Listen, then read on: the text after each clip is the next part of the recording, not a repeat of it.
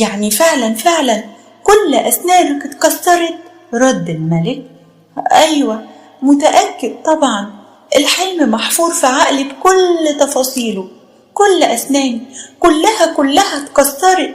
رد عليه المفسر وقال له: الأمر مؤلم جدا يا مولاي، وتفسير حلمك مش حلو خالص، بس أنا عارف إنك هتستوعب اللي هقوله.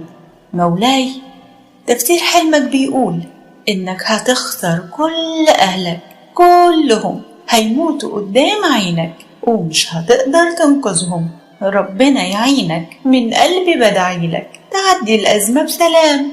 أول ما الملك سمع الكلام وشه اتغير وغضب جدا، وبأعلى صوت نادى على الحراس: يا حراس، خدوا المفسر ده وحالا ارموه في السجن. وينادي الملك على الخادم في التو والحال: